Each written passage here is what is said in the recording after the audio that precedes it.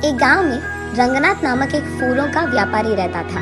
वो हर रोज अपने फूलों के बागीचे में जाकर अलग प्रकार के फूलों को इकट्ठा करके उनको टोकरी में डालकर टोकरियों को साइकिल पे सारे गांव में सैर करते हुए उन्हें बेचने की कोशिश करता था।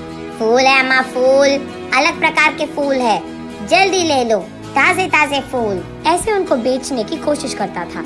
लेकिन ऐसे सारा दिन गांव में सैर करने के कारण रंगनाथ के पैर बहुत दुखते थे।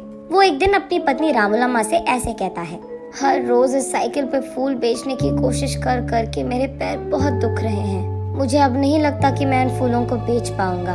हमारे सारे पड़ोसी खेती ही करके पैसे कमाते हैं, एक सिर्फ आप है जिनको कुछ हटके कुछ अलग करना था, इसलिए शुरू कर बैठे ना फूलों का बागीचा। उन लोगों की कमाई देखो हजारों में है और हमारा देखो कहाँ है। और अब तो तुम्हारा स्थिति भी नहीं है कि तुम फूलों को बेच सके। अब भगवान जाने हमारा क्या होगा, ऐसे कहती है। तब रंगनाथ इस सोच में पड़ जाता है कि इस मुश्किल का हल कैसे मिलेगा। एक दिन वो यही सोचते हुए अपने फूलों की बागीचे में जाता है। तब वहाँ उसका दोस्त राजा राम आता है। कैसे हो रंगनाथ, कैसे चल रहा है तुम्हारा फूलों का व्यापार? क्या व्यापार, क्या चलना, एक फूटी कौड़ी नहीं मिल रही मुझे। क्यों रंगनाथ, ऐसा क्या हो गया? फूल बिक नहीं रहे हैं क्या? फूल भी नहीं बिक रहे हैं और मैं भी उन्हें बेचने नहीं जा रहा। हाँ क्यों, क्या हुआ? कुछ नहीं यार, इस साइकिल को चला चला कर मेरे पैर ना लग रहे हैं कि मर ही गए। मेरी टांग इतने खींचते हैं, इसलिए कुछ दिनों से मैं फूल बेचने नहीं जा पा रहा हूँ। अरे रे, हाँ क्या? तो फिर आप क्या करना चाहते हो? कुछ नहीं, इस सारा खेत मैं किसी और को खेती करने के लिए देना चाहता हूँ। अगर कोई पता है तो बोल देना यार, ऐसे कहता है। लेकिन इस गांव में सभी के पास अपने अपने खेत है ना, तो खेती करनी तुम्हारा किराए पे कौन लेगा? हाँ बात तो सही है, अब वो भगवान ही कोई रास्ता दिखाएगा मुझे, ऐसे निराश होकर कहता है रंगनाथ।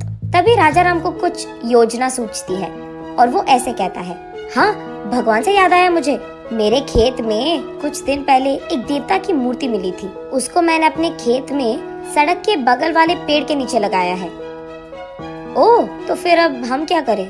क्या कह रहे हो तुम कि उस देवता की पूजा करूं ताकि मेरे मुश्किल सारे दूर हो जाए? नहीं यार रंगनाथ, मैं वो नहीं कह रहा। तुम्हारे व्यापार में अगर मुझे एक हिस्सा मिलेगा तो मैं तुम्हें एक उपाय दूंगा। अरे पहले उपाय तो बता दो यार।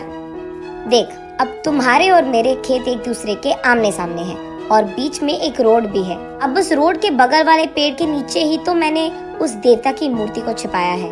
अब कल सुबह मैं सबको ये बताऊंगा कि जब मैं खेती कर रहा था मुझे इस देवता की मूर्ति मिली है और उसे मैंने पेड़ के नीचे लगा दिया है। हाँ तो इसमें मेरा क्या लाभ होगा राजा राम? हाँ हाँ वही आ रहा, सुनो तो सही। अब मैं ये भी कहूँगा कि उस देवता की मूर्ति के पास मुझे कुछ पुरानी कागज पत्र मिले हैं और ये कि उस पे लिखा था कि ये बहुत बड़ी देवता की मूर्ति है और ये भी कि उस देवता को उस समय में सारा गांव सैर करवाते थे और इस जंगल में उगाए फूलों से ही वो अपने आप को संवारती थी। ऐसे मैं प्रकट करूँगा और उसके बाद मैं ये भी कहूँगा कि वो इस देवता के वजह से था कि चारों ओर अपने अपने खेतों में अलग प्रकार के बीज डालने के बावजूद वो देवी यही चाहती थी कि इस खेत में सिर्फ फूल उगाए जाए। फिर सबको मैं यकीन दिलवा दूंगा कि तुम भी देवता की सेवा ही कर रहे हो और उनका काम मान रहे हो। तब सिर्फ तुम्हारे खेत में उगाए हुए फूलों से ही उस देवी की पूजा करना चाहेंगे सभी। तब तुम्हारे बागीचे में सारे फूल बिक जाएंगे और इतना भी नहीं, तुम अपने खेत में ही बैठकर पैसे कमा सकते हो। साइकिल चलाने की तो कोई काम नहीं होगी तुझे, ऐसे कहता है राजा राम। ये तो बहुत अच्छी उपाय है, तुझे भी पैसे मिलेंगे और मुझे भी, इसके वजह से तो हम दोनों को लाभ मिलेगा, ऐसे कहता है रंगनाथ। उनके फैसले के अनुसार ही अगले दिन राजा राम और रंगनाथ दोनों सारे गांव में यही प्रकट करते हैं। तब से गांव वाले सारे राजा राम के खेत में मौजूद देवता की पूजा रंगनाथ के फूलों से ही करते थे। उसके बाद कुछ ही दिनों में बहुत सारा लाभ मिलता है इन दोनों को। उसके कुछ ही दिनों बाद रंगनाथ की पत्नी रामूलम्मा अपनी सहेलियों के साथ जब बात कर रही थी, उसे सुनने में आता है कि उस गांव का जमींदार राजा राम के खेत में बहुत बड़ा मंदिर बनवाना चाहता है क्योंकि वही देवी भी बाहर निकली थी। उसे ये भी पता चलता है कि इसी कारण वो राजा राम और रंगनाथ दोनों के खेतों को स्वाधीन करना चाहता है। उसके तुरंत बाद रामूलम्मा रंगनाथ और राजा राम को ये सब बताती है। अरे बाप रे, लग रहा है कि कुछ भी नहीं बचेगा अभी। अरे यार तुम टेंशन मत लो, मैं हूँ ना। मुझे पहले से ही पता था कि ऐसा ही कुछ होगा, इसीलिए मैंने पहले ही इसका उपाय सोचकर रख लिया है। अगले ही दिन राजाराम कहता है सबसे कि उसे और कोई पुराने कागज पत्र मिले हैं।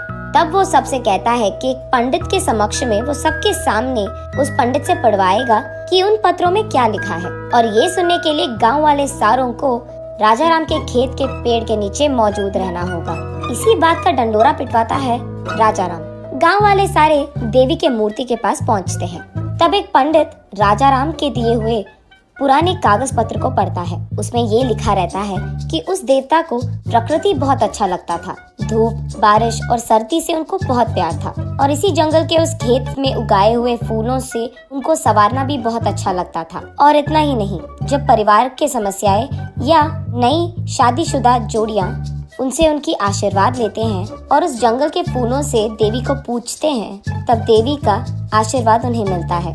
यही लिखा है उन पुराने कागज पत्र में। तब सब लोगों को समझ आता है कि देवी के मर्जी के बिना यहाँ मंदिर बनवाना शायद अच्छा नहीं है, इसीलिए मंदिर बनवाने के सोच को फिलहाल रोक लेते हैं, जमींदार के साथ साथ गांव वाले भी। ऐसे राजाराम के उपाय के कारण नई जोड़ियां और परिवार समस्याएं लेकर वहाँ बहुत लोग आते थे और उस देवी की मूर्ति को रंगनाथ के फूलों से पूजते थे। रंगनाथ वही एक फूलों का दुकान खोलता है। अलग प्रकार के फूल और अलग प्रकार के फूलों की मालाएं वहाँ मिलती थी और उसके वचन के अनुसार ही जितने पैसे वो कमाता था उसमें से एक हिस्सा हमेशा राजाराम को देता था। ऐसे वो दोनों दोस्त एक अच्छे उपाय से उनके सारे मुश्किलें दूर कर देते हैं और खुशी से जीते हैं।